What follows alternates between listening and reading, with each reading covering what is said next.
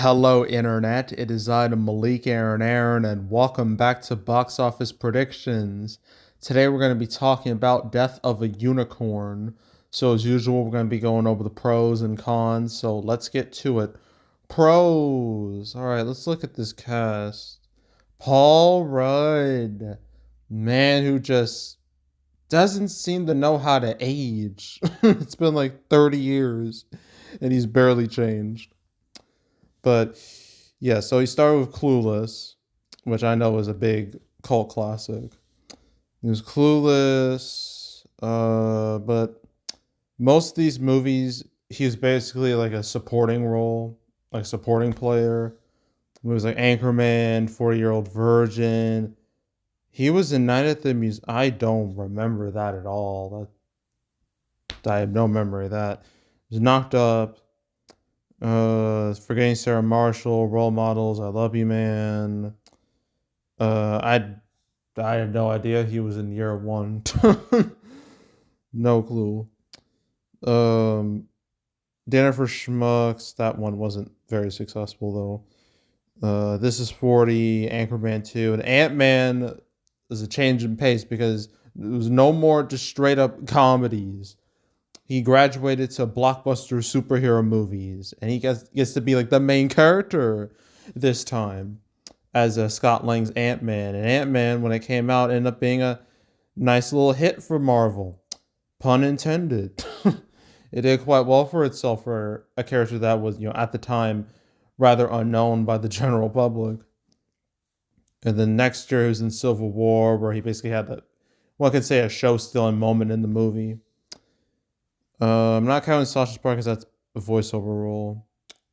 And then I don't know if I count Infinity War. He really wasn't in that movie. He was mentioned, but he wasn't really in it because he was busy with Ant-Man and the Wasp, which took place like right before all the shit went down in Infinity War. But there's Ant-Man 2, which did better than the first, even though no one really remembers the movie like at all. And then Endgame, where he actually did play a role in that movie. Like without him, then the Avengers would have been doomed, like straight up. But yeah, Endgame was the highest grossing movie of all time for a brief moment. Then you got Ghostbusters Afterlife, which did solid.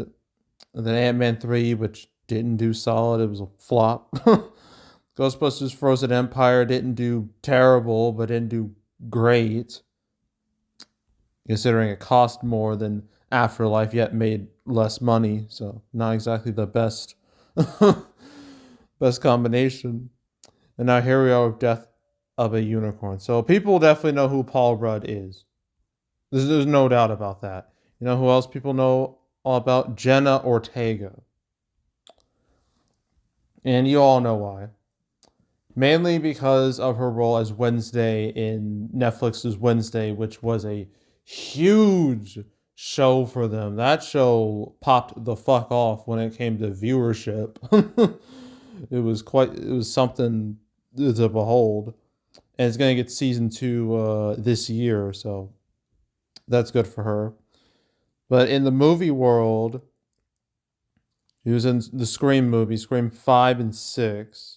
Supposed to do 7, but a whole bunch of shit went down, and then that original Scream 7 just died. So, yeah. That was recently in Beetlejuice last year, which was one of the biggest hits of 2024 domestically. There's another movie coming up real soon, Hurry Up Tomorrow, where she stars alongside The Weeknd. And yeah, people absolutely know who Jenna Ortega is. So you have two like super recognizable people as like the main cast, but we got some other people too. We got Will Poulter, who was Adam Warlock in Guardians of the Galaxy Volume 3. There's also, oh god, Eustace from Narnia. It was Voyage of Dawn Treader. Yeah, he was like he's like the annoying cousin of the movie. There's We're the Millers, Maze Runner. I kind of forgot he was in The Revenant. Midsommar. But yeah, I definitely, I don't, Will Poulter is a quite a recognizable face, I would say. Yeah, Will Poulter is in this. Who else? Who else would I recognize? T. Leoni. What has she been in? I see Bad Boy. I see A League of Their Own. I see Bad Boys. I see Deep Impact. Jurassic Park 3. You know, the one no one likes to talk about. Unless it's for like meme purposes, you know, with the dinosaur saying Alan. Like that was a classic moment for all the wrong reasons. Oh, was it Fun with Dick and Jane? Seeing that movie, it was okay. Yeah, but not much else after that. Anybody else? Richard E. Grant. What? Who is this guy? Oh, oh yeah. I recognize his face. Yes, he was in Star Wars. Rise of Skywalker. Yeah, yeah, I recognize this dude's face. But he's very much like a supporting actor. But what has this dude been in? Now I'm curious. Um, anything out? Oh no, not Godzilla '98. No, American Godzilla, the one everybody hated. Oh no. Just pick it. Just we're just going through the worst movies.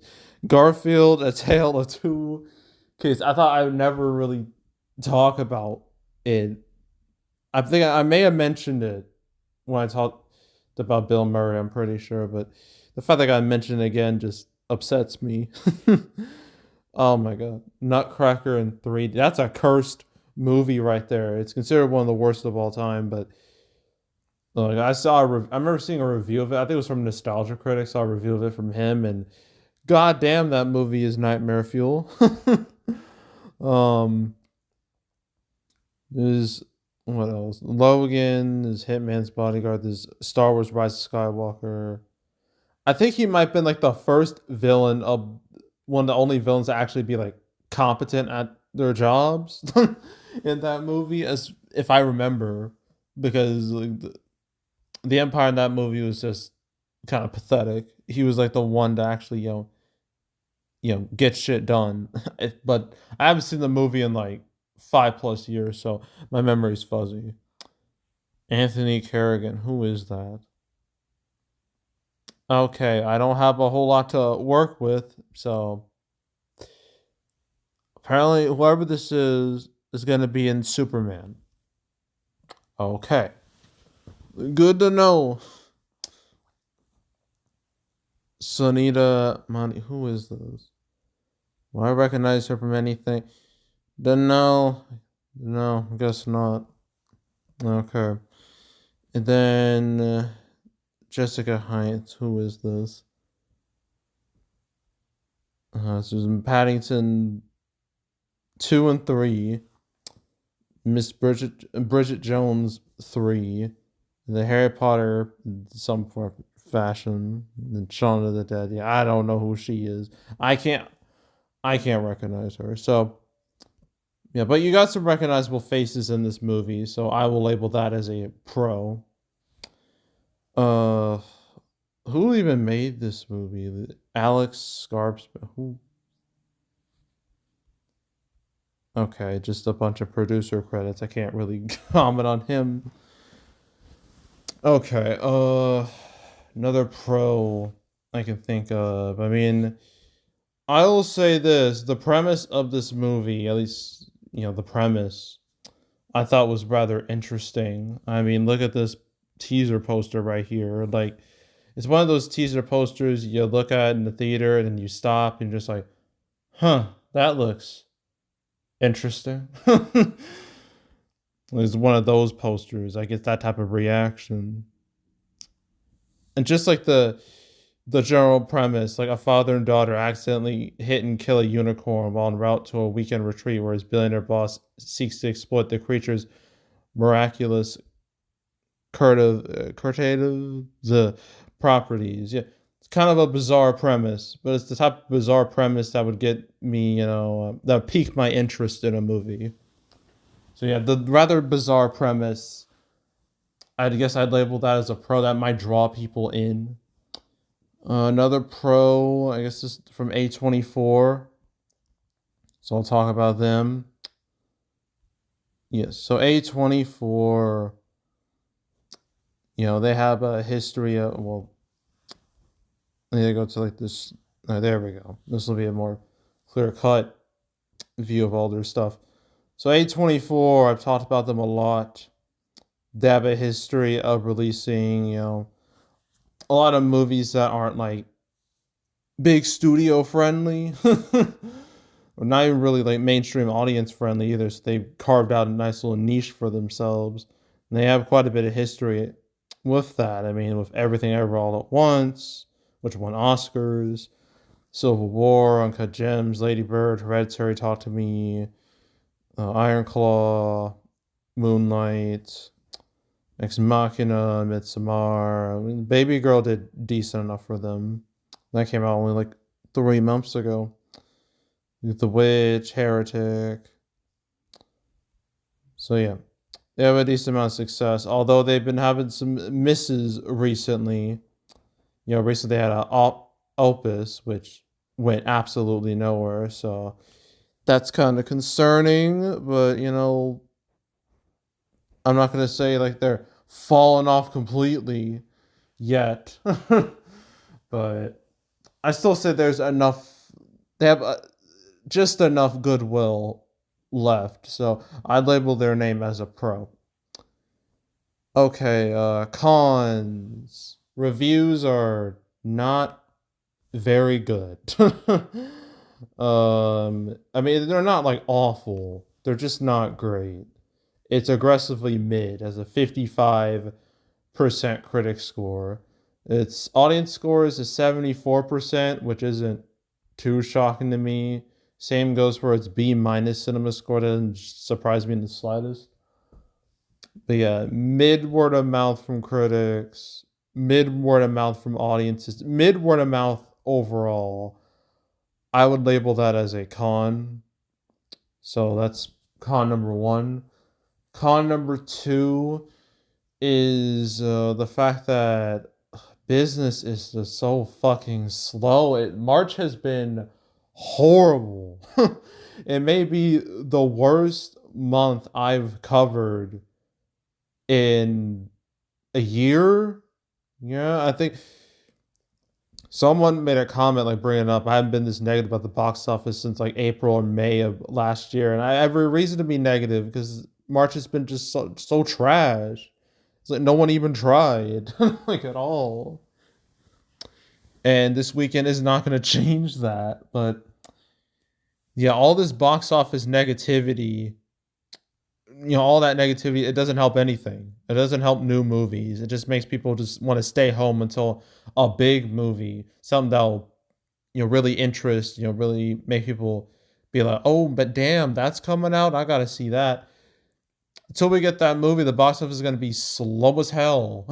So, yeah, just terrible marketplace right now. I'll label that as a con. And another con is that this movie's coming out the same weekend as Woman in the Yard. I say that because this is technically a horror movie, sort of a horror comedy, but so it's kind of a horror element to it. So having like two movies of like somewhat the same genre coming out at the same time is usually not a good idea because they tend to eat into each other's audience.